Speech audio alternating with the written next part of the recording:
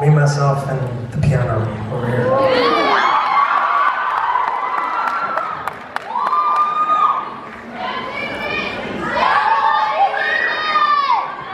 Gracias. Some Spanish over there.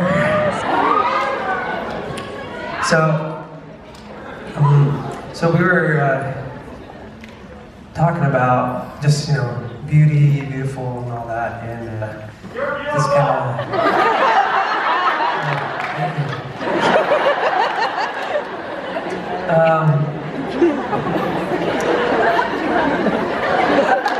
So anyway, I was talking about, so there was a time when life just kind of got crazy. Just all these things that happened at once that I was not expecting and planning at all. And it was after it all started with, well, many of you probably know me from the 7th season of American Idol. It's crazy to think that we're now at the final season of that. I grew up watching that. I started when I was like 11 watching that, and to think from being inspired by it to then being on it to now it's the last chapter, But after that finale, that night that the show ended, I was going, okay, I don't know what's going to go on.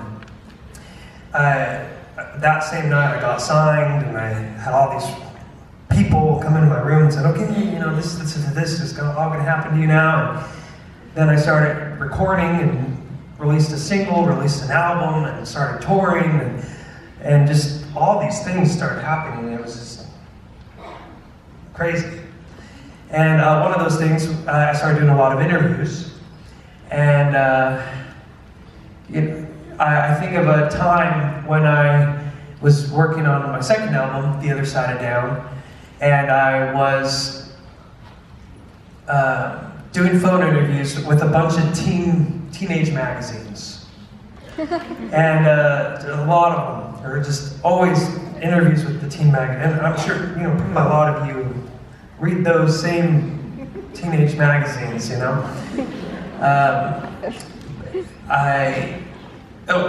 they would, so one day I had a bunch of these phone interviews, and I kept getting asked these questions, which they always tend to ask in these teenage magazines.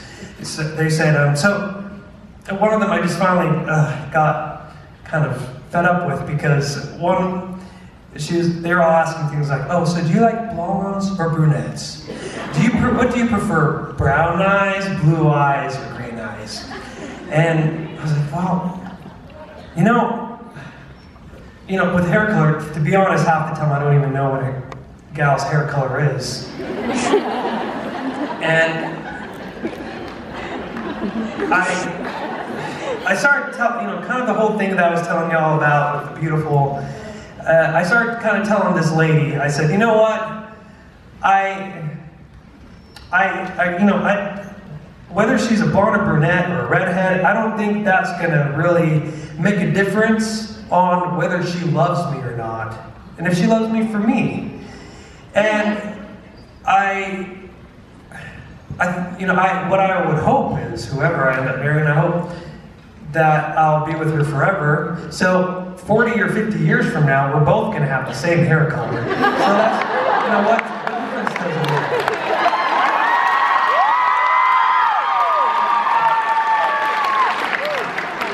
I hope to, I was referring to white hair, in case you're wondering about it. This is my problem. Sometimes I lose my train of thought. So just bear with me here. Oh my goodness. There's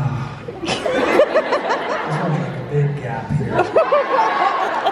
Okay, so I was the whole thing about love, and I was telling her, and then I was saying, seeing all these different musicians and these wealthy people and just people notoriety, and seeing them with they would all have these supermodels on their arms, And I would just wonder, like, why does she really love him?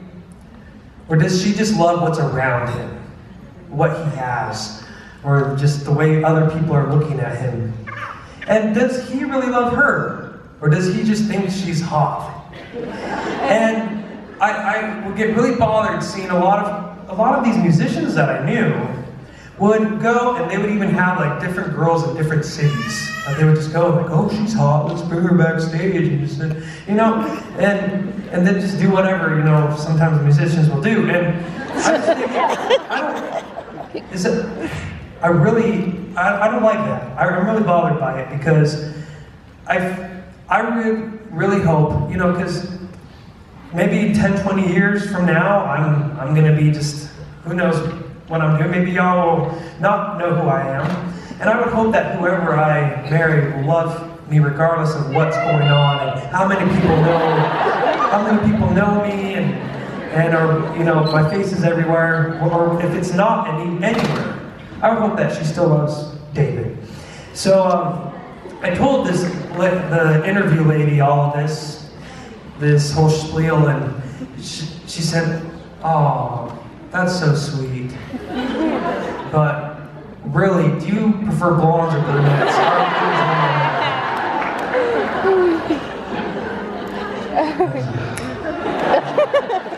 All that for nothing. Oh, but so around that same time when I was doing that album, a lot of people that I was working with, you know, the powers that be, were all insisting that I needed more love songs. We need more love songs. So they started sending me these love songs, and they would, I kid you not, they would say stuff like, "Oh, Shorty, why'd you leave me even though I cheated and stuff?" And like,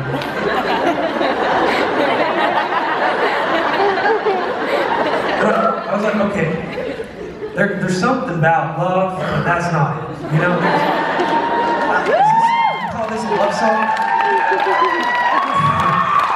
And so they were saying, but oh, this is what people wanna buy. We need love songs. That's what people want right now. And I was like, you know what, man? I don't want to even call this love. I don't even want to try and promote the people thinking that this is what love is. But they kept insisting and saying, we need those love songs. We need the love songs. So I said, fine. But I'm going to write my own love song. And we'll do that. So I'd like to sing that song for y'all tonight. It's called Not Kind of Perfect.